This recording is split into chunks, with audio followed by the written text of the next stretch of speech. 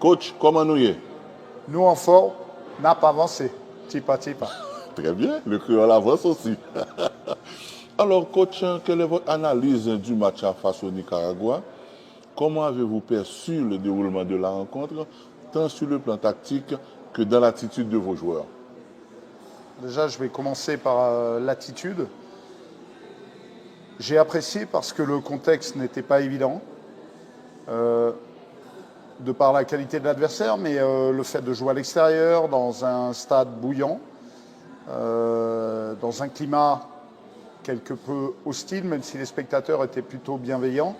Je rappelle que la nuit d'avant-match a été un peu agitée.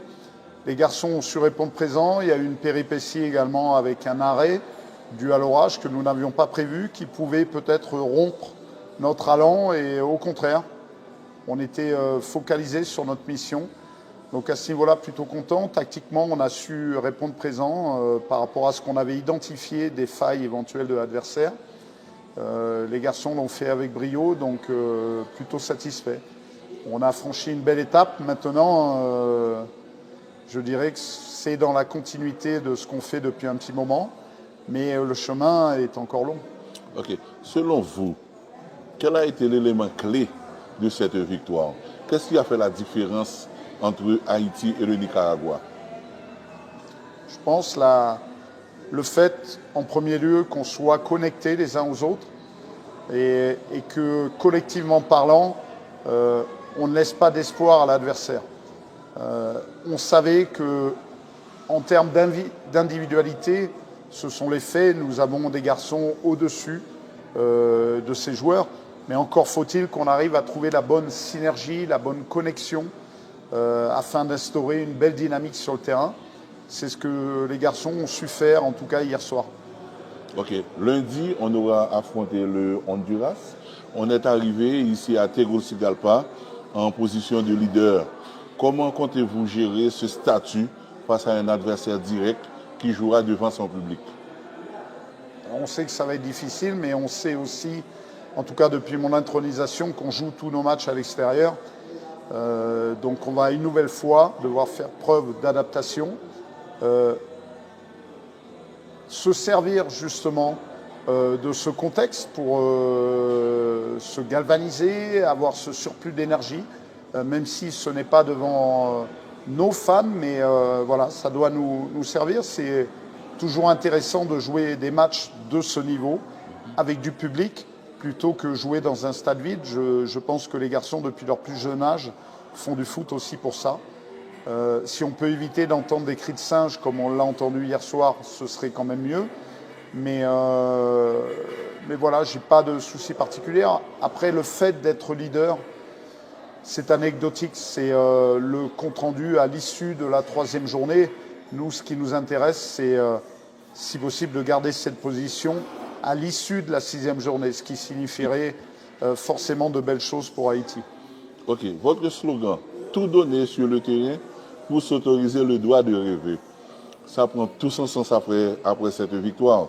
Comment cette philosophie se traduit-elle concrètement dans le comportement de vos joueurs? Déjà, on essaye de l'instaurer en permanence. Les joueurs qui sont appelés en sélection doivent avoir une certaine attitude. J'avais évoqué dans ma première réunion de ce stage que c'était un stage où il n'y avait pas de place pour les états d'âme. Peu importe les joueurs qui vont démarrer la rencontre, il y a aussi des finishers. Les états d'âme, ce sera pour plus tard. Là, aujourd'hui, on doit être tous focus sur une qualification. Les intérêts individualistes passent après Haïti, après l'équipe nationale et après une qualification possible. En tout cas, c'est à ce prix, je pense, que nous pourrons l'obtenir. Sans ça, no way. Okay. Ce ne sera pas possible. Il y a des nations d'envergure en face de nous qui sont devant nous au classement FIFA. Ça veut dire des choses. Nous, il faut que collectivement, on soit, en termes d'attitude, plus fort qu'eux.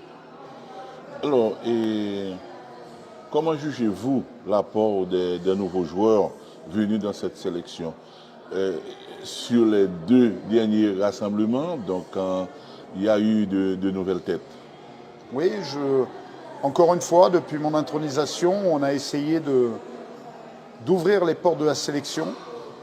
Quand j'ai ouvert les portes, que ce soit pour y rentrer ou en sortir, en fonction des performances, de manière à installer une concurrence un peu plus accrue, parce que je pense que tendre vers le très haut niveau, une Coupe du Monde, et être performant, c'est à ce prix, avec de la concurrence, de manière à galvaniser tous nos garçons, qui ne s'installent pas dans une certaine routine, qui essayent de repousser leurs limites en permanence. Voilà, donc plutôt content de l'apport des nouveaux, qui ont su se fondre dans le collectif, apporter aussi, faire montre de leur qualité, apporter une certaine dynamique. Maintenant, je dirais que le haut niveau, c'est pouvoir répéter ce type d'attitude et de performance. Donc plutôt content, mais jusqu'à aujourd'hui, et pour moi, ça c'est derrière. Maintenant, ce qui m'intéresse, c'est qu'on puisse le répéter dans 3 jours. Ok.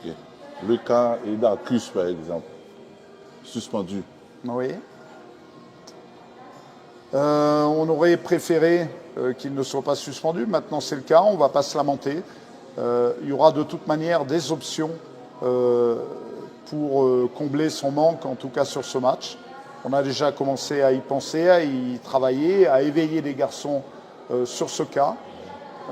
Voilà, je vous laisserai la surprise. On a encore 3 jours pour peaufiner tout ça. Ok. Vous n'avez pas la possibilité de jouer vos matchs en Haïti. D'ailleurs, vous n'avez même pas eu la chance de visiter le pays. Un message pour les supporters qui vous attendent après la qualification. Probablement, d'ailleurs, on nous a signalé que hier, le pays était en feu après le match. Écoutez, c'est une bonne énergie quand vous me dites ça. Je pense que les joueurs ont compris qu'ils étaient aussi aujourd'hui de véritables ambassadeurs pour leur pays. C'est aussi pour ça qu'en termes d'attitude, nous essayons d'être intransigeants, de renvoyer une belle image, et si en plus on peut être performant, alors là c'est le Graal. Ce qu'ils sont pour l'instant, je dirais que le peuple haïtien doit être sûr et certain que les garçons vont donner leur maximum pour essayer de leur offrir cette qualification. Je n'ai aucun doute là-dessus. Tous. Et est-ce que ce sera possible? En tout cas, on va faire tous les efforts pour que le peuple haïtien en soit convaincu. Après, ça reste du football. Il y a des opposants de valeur. Donc on n'a aucune garantie par rapport à ça. Simplement continuer à renvoyer à mon groupe des ondes positives. On a besoin de ça en ce moment, de manière à ce qu'on n'ait aucun regret et que tous ensemble, vous et nous, on puisse rêver à une Coupe du Monde. Grenadier. À l'assaut. Merci, coach.